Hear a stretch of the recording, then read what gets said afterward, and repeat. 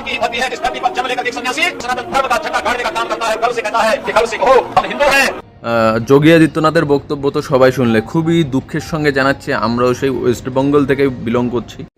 হিন্দু হিন্দু কে? হিন্দু কদিন এসছে? হিন্দু কদিন এসছে? হিন্দু বলে কোনো ধর্ম কিছু আছে নাকি? কিন্তু এখন পরিবর্তনটা কি হয়েছে বলো তো ভাই, এই যে স্বামী বিবেকানন্দের মাটি, এই মাটিতে এখন অধিকাংশ সেকুলার জন্মাচ্ছে, যারা হিন্দু ধর্মের বিরোধিতা করছে, হিন্দু হয়ে হিন্দুদের বিরোধিতা করছে, কিছু ব্যক্তিগত স্বার্থ কায়েমের জন্য পুরো হিন্দু হয়ে হিন্দুদের বিরোধিতা করে যাচ্ছে। দিনের পর দিন তারা কিন্তু বুঝতে পারছে যে এটা অন্যায়, এটা ভুল হচ্ছে, অন্যায় হচ্ছে, কিন্তু সেটা তারা স্বীকার করছে না।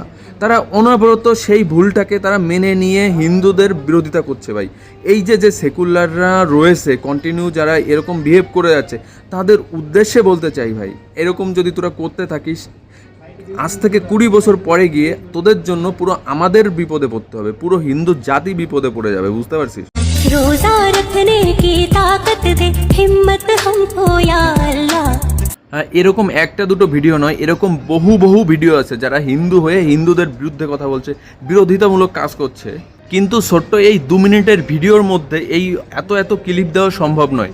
তো আমি মুখে দু একটা কথা বলে দিই ভাই, এই যে যারা সেকুলারিজম করছো, হিন্দু হয়ে হিন্দুদের বিরোধিতা করছো, এই জিনিস থেকে তোমরা একটু প্লিজ বেরিয়ে আসো।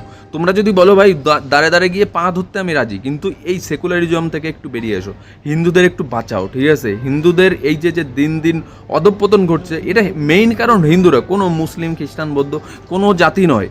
হিন্দুদের ধ্বংসের মূলে হিন্দুরা, আমাদের হিন্দু ধর্ম সব থেকে পুরনো ধর্ম, সনাতন ধর্ম, গুগল সার্চ করে দেখো না, সনাতন ধর্ম সব থেকে পুরনো ধর্ম। আমাদের সেই পুরনো ধর্ম হওয়া সত্ত্বেও আমরা একদম নিচে এসে ঠেকেছি, লঘিষ্ঠ জাতিতে এসে ঠেকেছি। অতএব আমি তোমাদের পায়ে ধরে অনুরোধ করছি ভাই, হিন্দু জাতিকে তোমরা এইভাবে শেষ করো না, ঠিক আছে? হিন্দুদের একটু বাঁচাও, সেকুলারিজমটা একটু বন্ধ করো। হর হর মহাদেব।